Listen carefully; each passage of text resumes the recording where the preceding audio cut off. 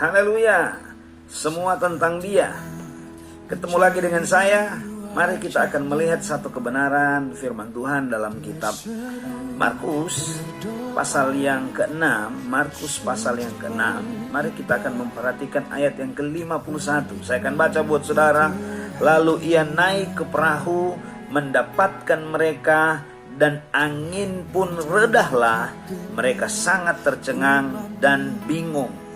Saudara kekasih dalam Tuhan, ini satu cerita perikopnya Yesus berjalan di atas air, di mana murid-murid Tuhan Yesus diperhadapkan dengan keadaan gelombang, diperhadapkan dengan keadaan badai, mengakibatkan mereka begitu takut, mengakibatkan mereka begitu gentar, mengakibatkan mereka begitu gelisah. Nah, dalam ayat ini ada beberapa faktor yang menyebabkan mereka mengalami keadaan yang takut. Yang pertama, kalau saya dan saudara baca mulai dari ayat 45 hingga ayat yang ke-52, saya dan saudara akan menemukan yang pertama yang membuat mereka begitu takut, begitu gentar, begitu gelisah. Yang pertama adalah angin badai, yang membuat sehingga mereka tidak bisa untuk maju, yang membuat sehingga mereka tidak bisa untuk menyeberang.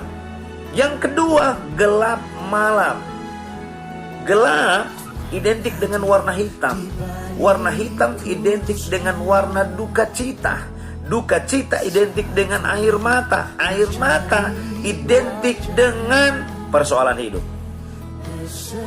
Itu fakta yang kedua. Fakta yang ketiga adalah gelombang yang besar diakibatkan oleh angin, menyebabkan mereka begitu takut, mereka begitu gentar, dan mereka begitu gelisah.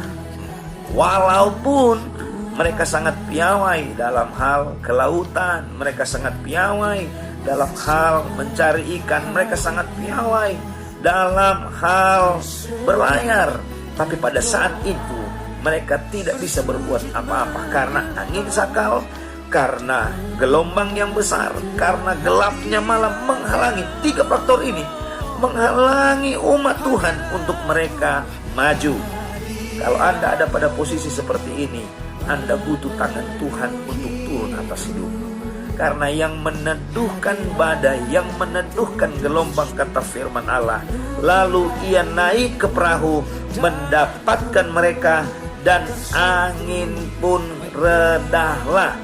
Menjadi pertanyaan, apa yang membuat angin redah dan danau redah? Yang membuat danau redah dan angin redah adalah Tuhan Yesus. Pertanyaan, Tuhan Yesus ada di atas bukit sementara berdoa, dan murid-muridnya ada di tengah danau.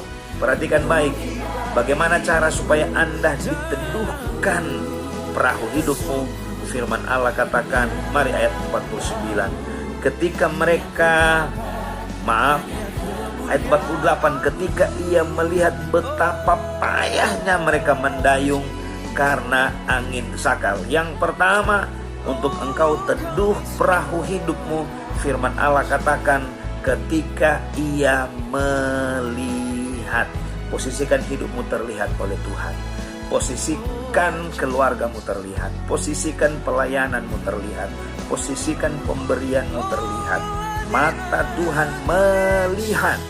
Ketika mereka melihat, padahal fakta ada tiga hal, saudara. Ada malam gelap, Yesus jaraknya jauh ada di atas bukit.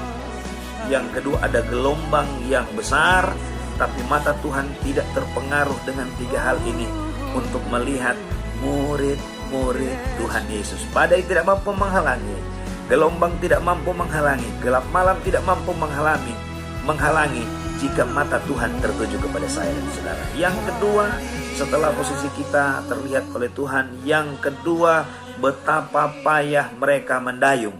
Walaupun tidak mungkin menang, walaupun tidak mungkin meneduhkan badai, tapi mereka tetap terus mendayung. Kerjakan bagian kita, biarkan urusan Tuhan mengerjakan bagiannya, sehingga keajaiban Tuhan terjadi dalam hidup kita. Haleluya.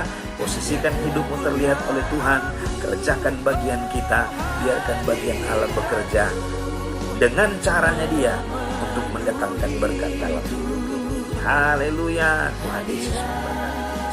Amin. Amin.